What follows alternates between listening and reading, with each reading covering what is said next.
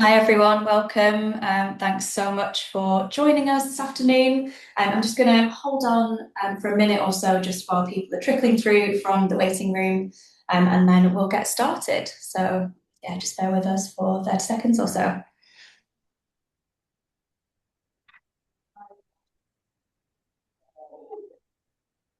Okay, perfect. Welcome everybody. Thanks for joining. Let's give it 20 more seconds or so we've got as many people here from the waiting room as possible, and then we'll get started.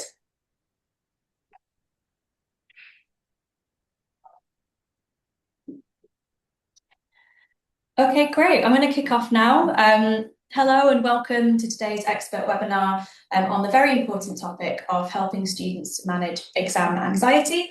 I'm delighted to be joined by our special guest, Professor David Putwain.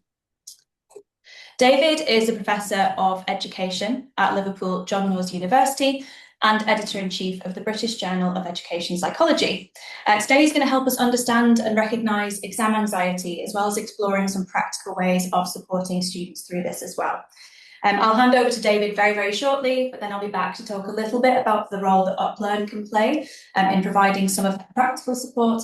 And of course, there will be time for questions as well. So on that note, please do feel free to share and send your questions during the talk. There's a Q&A box at the bottom right-hand side of your screen, I believe. It's kind of a speech bubble with a question mark in it, and we'll get to them at the end. You can also upvote questions that you'd most like to hear the answer to, so please do, so we can prioritise if we are short on time. And this session will also be recorded and shared with you all in the next couple of days as well. So without further ado, please join me in welcoming David. Over to you. Thanks very much for the introduction, Kath, and hello to everybody who's watching this online. It's a pleasure to be here, and it's a pleasure to be able to talk to you about this, and I'm very grateful to the invitation from UpLearn to be able to do so. So my presentation is going to be split more or less into two parts. And in the first part, I'd like to give you a bit of background information about the issue of exam anxiety and why it's important and how many people we're talking about and so on. And in the second part of the presentation, I will consider the ways in which we can go about supporting students with a specific focus on those in Key Stage 4 and 5, so slightly older adolescents rather than students in primary school or having just transitioned to secondary school. So I would like to start off by setting the scene with a couple of findings from a survey that was conducted a couple of years ago called the Healthy School Survey. Now, two questions on this in particular caught my attention. And one of the questions was factors that young people said had a negative impact on their mental health. And you can see from this box here, it was 43% of 11 to 13-year-olds, 62% of 14 to 16-year-olds, 61.7% of 16 plus year olds. And of these different responses that students said had a negative impact on their mental health, exams came out second behind schoolwork and more important than family factors, bullying, discrimination, social media, friendships, and so on. And, maybe no surprise that the proportion of students saying exams had a negative impact on their mental health was greater in the 14 plus years category, which is obviously the period in which students in England, Wales, and Northern Ireland are studying for GCSEs and A levels, BTECs, and students in Scotland are studying for their nationals. Periods of high stakes, pressured testing. And the other question that really caught my attention was topics that teachers should address or discuss in relation to your mental health. And I think, if you saw this question and I asked you to predict what the top 5 factors were, you would probably come up with what students have responded as the top 5 factors. Depression and anxiety, body image, identity, self-harm, and eating disorders. And what comes next, after these arguably more important issues, exam stress. And exam stress was rated more important than future planning, relationships, risk-taking, puberty, so on and so on, including social media. And again, no surprise that the proportion of students that wanted teachers to talk to them about this issue was greater in the 14 plus age bracket. So I think what these two findings tell us is some kind of insight into the importance of this issue in the minds of young people. It's something that is clearly of concern to them, and something I think that, for that reason, if we want to be taken seriously by young people, we have to take the issues that they tell us seriously as well.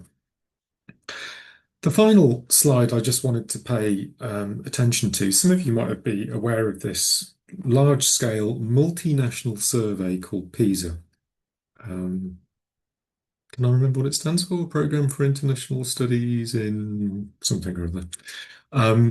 It's conducted with 51-ish, give or take. It changes ever so slightly. It's conducted every 5 years or so.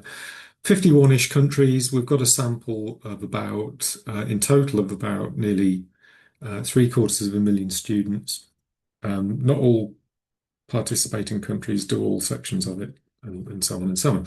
But anyway, one of the questions they asked in the 2015 survey, which was reported in 2018, was this question about exam anxiety. Even if I feel well prepared for a test, I feel very anxious. So this is based on a sample of students, 750,000 from 51 countries, and the OECD average was 55.5%. UK students who answered strongly agree to this item in the UK were nearly 72%. And, if you're going to benchmark this against various other countries, you could benchmark it against other European countries, for example. But I thought it would be quite interesting to look at how that compared to several South Asian countries or East Asian countries. For instance, Republic of Korea, Japan, and Singapore, because these countries are usually recognized as having some of the most pressured exam systems in the world. And, if you want certainly an indication from how students are responding, then I think we are comparing comparably with Singapore, certainly outstripping Republic of Korea and Japan.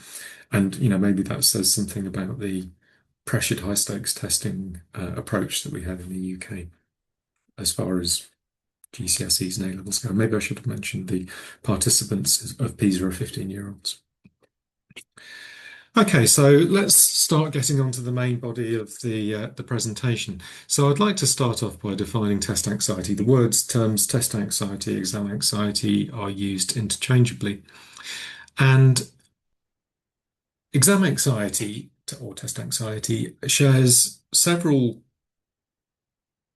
components, if you like, that are commonly found with any type of anxiety. So it's got, feelings of panic, feelings of being overwhelmed, and these are accompanied by activation of the autonomic nervous system. So, for instance, people feel like they've got a very sort of pounding heart, fast rating heart. Sometimes people's legs go wobbly, jelly legs, and your stomach clenches up, you get sweaty palms, and so on and so on. These are kind of, common elements to many forms of anxiety. What is relatively unique about test anxiety is that it's accompanied with what psychologists call cognitive interference. So this experience of going into a testing session, going into an exam, and choking up, freezing, going blank. Students might have spent an awfully long time preparing for this exam, revising for this exam, doing practice questions, and so on and so on. So it's not a lack of preparation we're talking about here, or a lack of effort, but students are finding that their anxiety is inhibiting their ability to respond in those conditions. And that's the kind of unique characteristic of exam anxiety. It's this feeling of panic, this autonomic arousal, but combined with this cognitive effect. Now, I would like to delineate also a distinction between exam anxiety and exam stress, because people quite often use these terms interchangeably in their everyday talk. And, sometimes they might be referring to the same thing, sometimes they might not be. But when we're dealing this and researching this, we need to be really, really precise, actually. So when we're talking about exam stress, what we're talking about is the appraisal, a person's evaluation of a particular situation or event they're in. And this is appraised or evaluated in terms of how meaningful it is for you. And this is what psychologists call goal congruence. Are my goals being potentially thwarted in this situation? Are they being facilitated in this situation? And so on and so on. So if we're talking about an exam situation, then in principle, it could be appraised or evaluated in one of three ways. It could be appraised or evaluated as irrelevant, simply it has no meaning for my well-being, it has no meaning for my academic goals or my aspirations. Or it could be evaluated or appraised as benign, meaning that whatever I do, there is going to be a positive outcome from this situation, which is going to contribute to my well-being, contribute to my aspirations, and so on and so on. And when we're talking about a stressful situation, we're talking about a situation which is making demands on us, a pressured situation in which we need to respond to, a situation that we need to take action in. And these can be responded to in different ways. When we talk about a threat appraisal, we talk about a magnification of the potential harm posed by this situation, or a magnification of the potential threat or damage to us that is posed by this situation.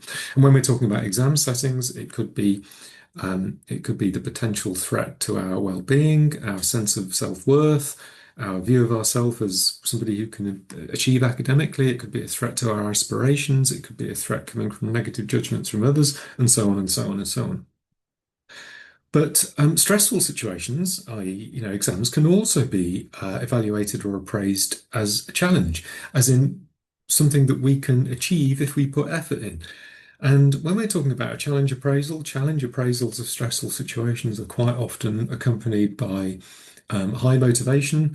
They're accompanied by high engagement, high effort, positive emotions like optimism, and so on and so on. And quite often, in fact, people do better under stressful situations when they appraise them as a challenge than they would have done otherwise. And you sometimes hear people say things like, "Well, without a little bit of pressure, I might not have done as well." And what they're essentially talking about is a challenge appraisal. So when we're talking about exam stress, it's not always negative, and that's an important thing to bear in mind. Whereas anxiety is specifically the emotional outcome of a threat appraisal, and by contrast, exam anxiety is almost universally negative. So, how many people are we talking about? So, here's some findings from a survey I conducted pre-COVID. And there's different ways in which you can identify what you might call high or severe levels of exam or test anxiety.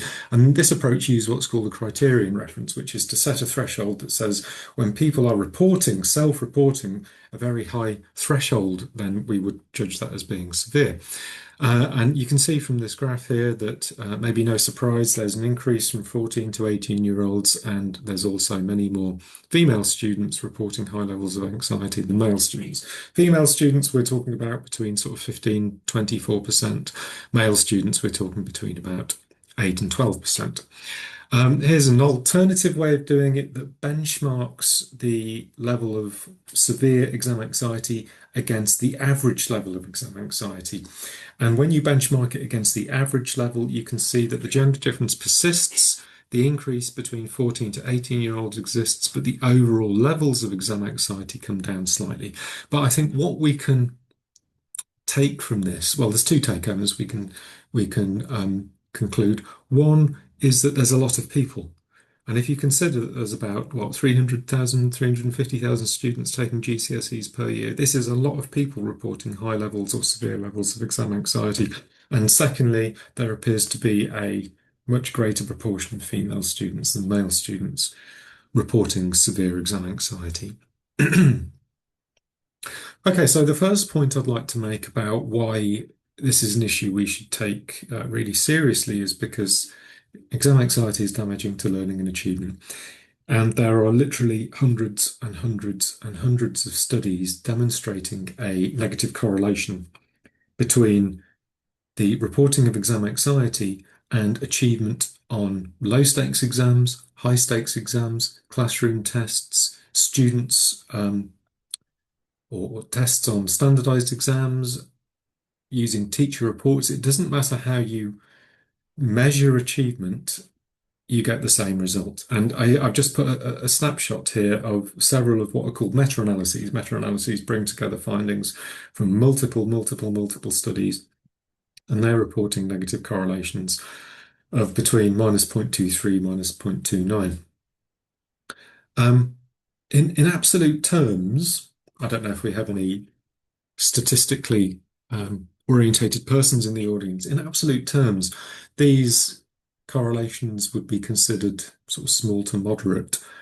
Um, but what's interesting, I think, is that when you compare, for instance, the effect size, and what we're looking at here are essentially effect sizes of the relationship between achievement and exam anxiety, this is approximately twice the size as the relationship between socioeconomic disadvantage and achievement. And if you think about the amount of attention and money that goes into trying to redress the so-called achievement gap between those persons from high and low economically disadvantaged groups, and I'm not saying that's a bad thing, I'm 100% support this, the effect is approximately twice the size for students who experience anxiety. And I haven't included another slide on here, and that's partly because we've got limited time. But one of the studies I attempted to kind of actually, one of the studies I conducted a few years ago, I actually tried to quantify what the difference was in GCSE grades and the difference between the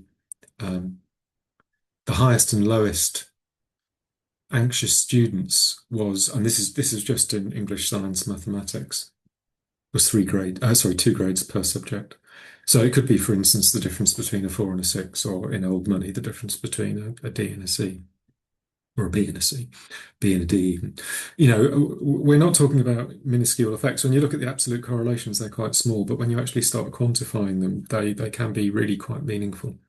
But anyway, when you conduct correlations like this, we're just looking at the relationship between test anxiety and achievement. And this always poses a chicken and egg question. Which factor is leading to which? And we've actually got sort of two competing explanations going on here. And one is that the anxiety is driving the cognitive interference, and the cognitive interference is interfering with achievement. So hence the anxiety is driving the low achievement through interfering with people's ability to recall information from memory, concentrate, mentally manipulate things, problem solve, and so on and so on. The alternative conceptualization actually is that it's the low achievement driving anxiety, so that people who anticipate failure then appraise the exam situations as more threatening, and hence they become more anxiety provoking.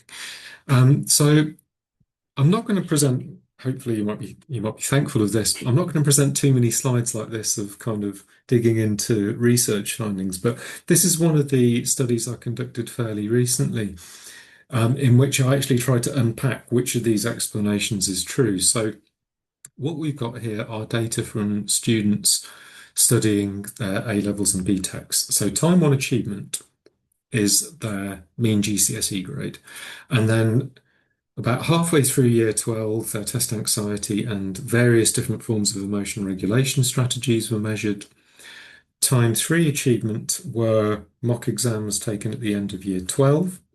Time 4, test anxiety and emotion regulation were measured about halfway through year 13. And then time 5 achievement were students' final A-level and B-Tech grades. And these numbers that I've got highlighted along the arrows here, these are what are called standardized regression coefficients. And so they basically tell us the size of the relationship from achievement to test anxiety, or from test anxiety to achievement. And they differed depending upon the exact type of emotion regulation strategy students were using. And this is one of the important important contributions to this study. Students respond to their anxiety. They try and manage it in a whole different raft of ways, some of which are more effective, some of which are less effective. So it's important to take into account for this. But anyway, even when we account for the different forms of emotion regulation strategies used, all of the relationships from achievement to test anxiety and vice versa were statistically significant. And what we mean by this is that they're replicable, they were reliable. And we find from time 1 achievement to time 2 test anxiety, we've got standardized coefficients of 0.7 to 10. And between time 3 achievement to time 4 test anxiety, we've got standardized coefficients of between 7 and 12. And these are kind of hovering around the sort of low to small mark. But what this is basically saying is, yes, there is support for that idea that people who anticipate failure do get more anxious. So it's a negative relationship, which means basically higher achievement, lower test anxiety, or put the other way around, lower achievement, more test anxiety. But then we also find simultaneously strong statistically significant relationships from test anxiety to achievement. So the more test anxious people got, the lower they were achieving. And this is accounting for students' prior achievement as well. So for instance, students who got more highly anxious during year 12 did worse in their year 12 end of year exams, even when you account for how they did at their GCSEs. And students who got more anxious halfway through their year 13 did worse in their did worse in their A levels and BTECs, even when you account for their GCSE grades and how they did in year 12. And these effect sizes, as I just mentioned, are, between moderate and large effect sizes and approximately twice the size of those from achievement test anxiety. So what this tells us, coming back to these two ideas here, is that they're not actually competing ideas. Both of these ideas are evidenced. There is a what you might call, chicken and egg phenomenon going on here, if that's philosophically possible. Anxiety is driving low achievement, but low achievement is also driving subsequent high anxiety. So you end up with a sort of negative cyclical relationship going on. And the other point I'd like to make about why we should take this issue seriously is because test anxiety or exam anxiety can be damaging to well-being and mental health. Now, well-being and mental health is another area in which terms can be used a little bit loosely. So I want to just be quite precise here with that, with how I'm using these terms. So when I'm using the term well-being, I am referring to students' subjective well-being, so how they feel about the positives, balance of positives and negatives going on in their life, which could refer to many aspects of a student's life. But what I'm going to talk about in the slide that next follows is their subjective well-being specifically in relation to their schooling or college experience. Now, when I'm talking about poor mental health, what I'm talking about specifically is the presence of symptoms of mental health, or as psychologists and psychiatrists like to refer to these, psychopathology. And sometimes, poor mental health and well-being, these terms are used interchangeably. I personally think it's more important to keep them separate. And that is because poor mental health does not actually guarantee poor well-being, and good well-being does not actually guarantee good mental health. But that's a more complex story in the topic of another seminar. Okay, so these are findings that I'm presenting here from about 1,000 A-level BTEC students again.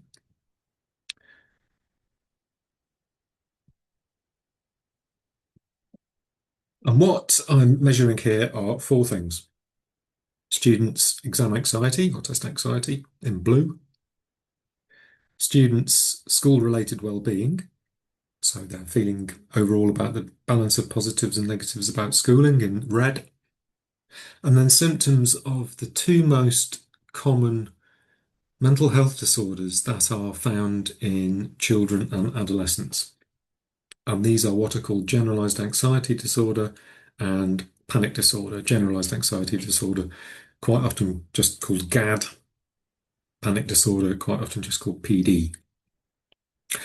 And you might see the scale on the left-hand side here says Z standardized means. What that means is that I've just equaled out the scores so that scores in the middle are 0 and scores above the middle are +1, +2, and scores below the middle are -1, -2, and so on. And these findings here, so you can see there's four profiles on the bottom: low risk, coping, potential risk, high risk. These are established using a statistical technique called latent profile analysis. What latent profile analysis does is that it groups people into relatively homogeneous scores in particular areas, and the areas here were test anxiety, GAD, PD, and so on. So that you can basically see if you've got, sort of different groups of students going on with different profiles. So anyway, so these labels that I've given here, low risk, coping, and so on and so on, these are my labels. This is my interpretation of what the findings are showing. These are not pre-existing labels. So we've got this low risk profile here, and what this low risk profile has got are scores for well-being that are above the mean, and scores for test anxiety, GAD, and PD that are below the mean. And that was the largest group. Thankfully, that was the largest group, nearly 39% of students. And I've called this low risk. These students are happy and they're not anxious. Okay, that's good. Then we've got another group, which is 21.5%, where they pretty much got average scores on everything. And I'd call these students coping. Okay. Now, these two particular groups, which are making up what, 60-ish percent, are not necessarily students we need to worry about from a well-being or mental health point of view. What we do have here on the next group, though, that I've labelled potential risk, is a really quite sizable group that have got elevated test anxiety and also elevated symptoms of GAD and PD and lower school-related well-being. And yeah, this group represents a risk partly due to their underachievement, risk of underachievement, because as I've just shown, the more anxiety, the lower scores tend to be, but also a risk to their mental health, because we can see here that high levels of test anxiety are coinciding with higher levels of poor mental health and also lower levels of well-being. And then we finally get onto the smallest group, 7.9%, that have got much, much higher elevated levels of test anxiety, symptoms of GAD, symptoms of BD, and much lower school-related well-being. And I'd call this the highest risk group. Fortunately, it was the smallest group, but ideally, we wouldn't want to see anybody at all showing these levels. So what this kind of says to me is that, well, A, there's a lot of students here. If we add up the potential and high risk groups, then we've got 38. A lot of students here that could potentially benefit from some kind of additional support or intervention. And then we've got one group, which is the smallest group, the 8%, and they are most in need of the most urgent intervention and support. And then kind of sitting below that, we've got a group who would potentially benefit from less intense, or maybe it's the urgency behind it is not quite as serious, but still a large group of people that would benefit from some additional support or intervention. Which brings me on to the question of, therefore, what can be done? And I've approached this from what is called within mental health circles, psychological circles, counselling circles, and so on, cognitive behavioural intervention. And the principle behind cognitive intervention, cognitive behavioural intervention, is that our thoughts, our emotions, our behaviours, our physiology are all interconnected and they all influence one another. And the implication is that if you change people's thinking, that will therefore de facto change how they feel, behave, and what their physiology is doing. Similarly, if you change how people feel, that will impact their thoughts, behavior, and physiology. If you change people's behavior, that will impact their emotions, thoughts, and physiology, and so on. So what this means is that we can intervene at any one of these points to try and affect a positive change, and it will have knock-on effects to these other areas. So that's the general principle behind cognitive behavioural intervention, or CBI. When we're specifically thinking about or talking about exam anxiety, I think there's three specific things that can be done. The first of which is addressing students' thoughts.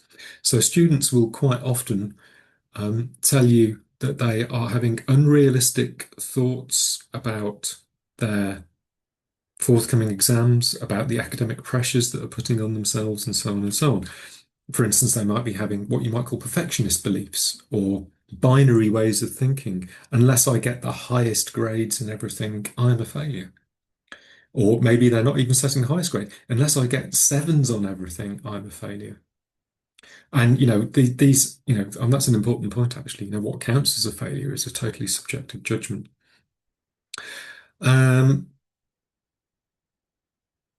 Psychologists call these hot thoughts. What they mean by hot thoughts is that they heat up the anxiety by exaggerating the sense of threat, exaggerating the potential negative outcomes.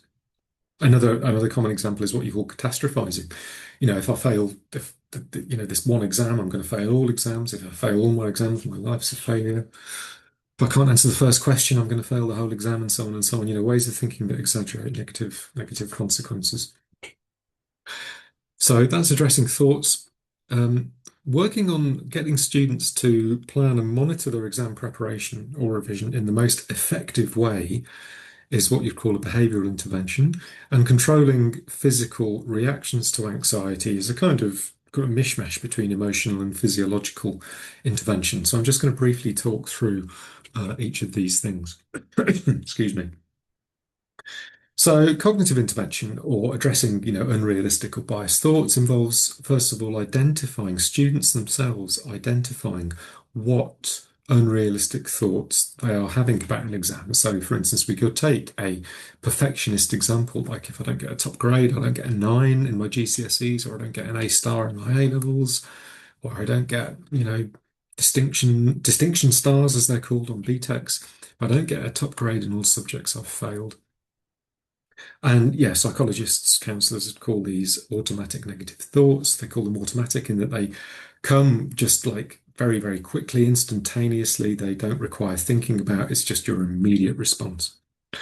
And what you do in cognitive behavioral intervention is work through different ways of challenging these with students. And there's numerous ways of doing this. For instance, you can ask, is it helpful? Is it fact or is it opinion? Is there another way of looking at this? How would someone else look at this? What advice would I give to someone else? And this one here is my favorite. Is there evidence for this? And a really good way, a good intervention strategies to get to students to think about what would count as evidence in a court of law, and then what evidence they have for and against, for instance, a belief like this, and whether a belief like this, whether their evidence for it would hold up in a court of law. And I think you'll probably see where I'm going with this. It never does. So this approach requires a bit of time. It requires students to be led through it. It's not quick. It is also probably the best long-term solution to managing anxiety and exam anxiety, but it does take a little bit of getting into. When we're talking about emotional or the intersection between emotion and physiological interventions, there's numerous different ways this can be done. One of these is progressive muscle relaxation, and if any of you have ever been to a yoga class, you might have sort of done something similar at the end of the class. And the idea is that you start off at one end of the body. You can start at the head and work down to the feet, or you can start at the feet and then you work up to the head. And you tense muscles in a particular area for, maybe counting to 5, and then you let them go. So, for instance, you scrunch up your toes for 5 and they get really tight and then let them go. Then you scrunch up your feet really tight for 5 and let them go. And then your calves and then your thighs, and then you move up the body, and then you scrunch and tense up the whole body, and then you let go. And the idea is just to get people to recognize when they're being tense and then just let them understand that they can let that tension go. Something else that can be done by students is what's called untechnically called deep breathing. There's many different forms of deep breathing, one of which is diaphragmatic breathing. For instance, when you get anxious, you breathe from the chest rather than from the diaphragm. However, if you force yourself to breathe from the diaphragm, and it's very easy, you place one hand on the chest, you place the other, not that you can see it here, I'm placing it on my diaphragm, and you can practice breathing in and out from the chest and the diaphragm. And when you breathe from the diaphragm, it de facto activates, it's very trendy at the moment, it activates the vagal nerve, which is just a rather fancy way of saying it tells your body to calm down. Another type of deep breathing, which is quite popular, is called box breathing, which is where you imagine a box in front of you like such, and then you count in for your breathing slowly for 4, and then you hold your breath for 4 like that, and then you breathe out slowly for 4 like that, then you hold your breath again for 4 like that, and then you breathe in slowly, counting to 4, and then you just go around like this in a cycle a few times. Students love this. Students love it because it's quick, it's easy, it can bring you out of a panic reaction very quickly, and it requires no learning. It's not the kind of thing that requires a lot of practice and effort like the cognitive intervention. If anyone's interested in looking at this, there are numerous instructional videos on platforms such as YouTube. I'm sure that other platforms are available, but if you want a freebie of somebody taking you through one of these scripts, then there are plenty available. Um, and students can employ these things quietly to themselves if they're getting very anxious at the beginning of an exam, and it'll calm them down within a couple of minutes. So this is, really useful, positive, um, quick, effective strategy to use. And then the other thing, which I think is probably quite attractive from a teacher's perspective, from a school perspective, from tutorial staff perspective, and so on and so on, is helping students to develop control over their exam preparation and study. So this is a kind of broad brush characterization, but in my experience, when I talk to students preparing for exams in schools and colleges, they're really good at really good at producing revision plans. They'll tell you what they're going to revise, which topic, how long for, when, and they're really colourful. You'll get pink maths and you'll get green English and you'll get blue history, and they'll have little bubbles around them. Oh, this is great. Students good at planning. And yeah, by and large, if you then ask them, well, do you do your revision? Yeah, yeah, I do my revision in the main. Okay, right, it's great. Right, students are planning their revision, doing their revision. Next question, is it effective? Is your revision effective? Does it work? And it's like, Some students will be very clear, yes, it does. Some students will just kind of like, no, it never seems to work. And you get a lot of students in the middle. I just don't know. Oh, sometimes it works, sometimes it doesn't work. But there is what they're expressing is a lack of control. Okay. So what I think students could do with help in doing is basically joining at the dots between planning their revision, doing their revision, and then I think this is the missing link, reflecting upon whether it was effective and why it was effective or not effective. And when you give yourself feedback like that, essentially you are putting yourself in control. And one of the best ways to undermine anxiety is putting yourself in control. Because what is anxiety? It's uncertain threat, uncertain harm. So if you can reduce the uncertainty by building a sense of control, then you reduce the anxiety.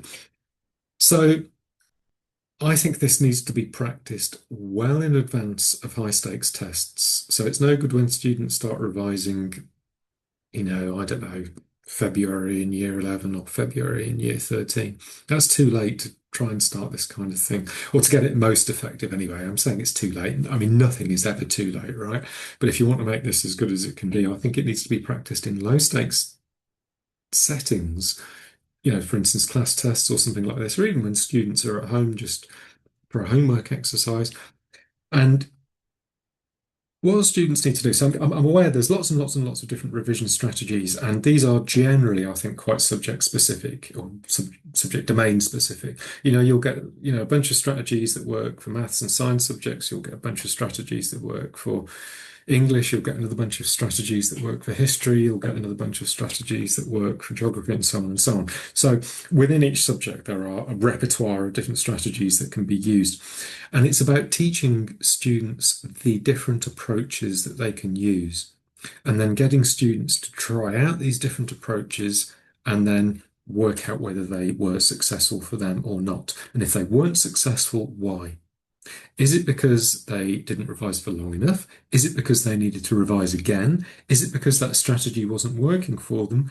And therefore, they need to try a different strategy, which is the kind of importance of encouraging students to, or exposing students to different repertoires of strategies.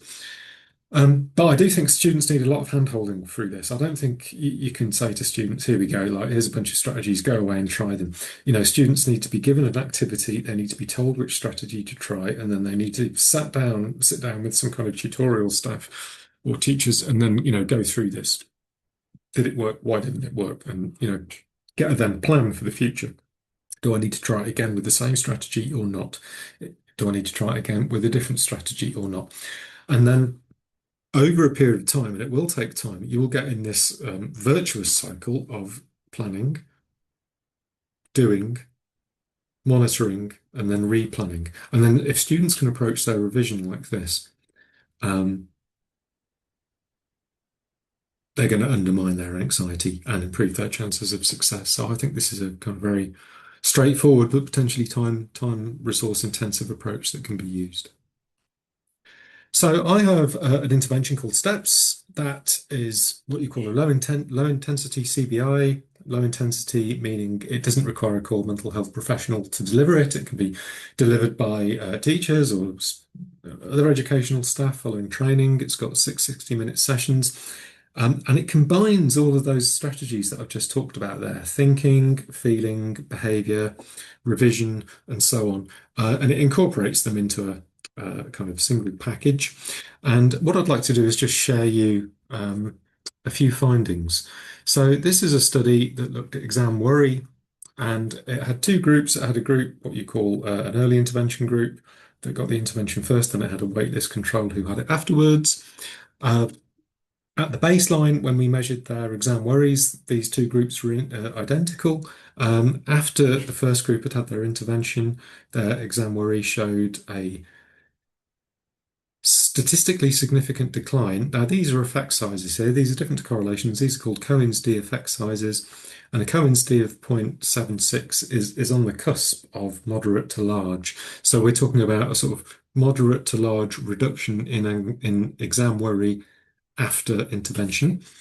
The group that didn't have their intervention stayed more or less static, but then when they received their intervention, they showed a commensurate, statistically significant decline, and their effect size of 0.79 was virtually identical. And while they were receiving their intervention, the group that got their intervention first did nothing. And when we measured at the end, then their exam anxiety had remained reduced, which is good news. This is a subsequent study. We're just looking at the effects on test anxiety here.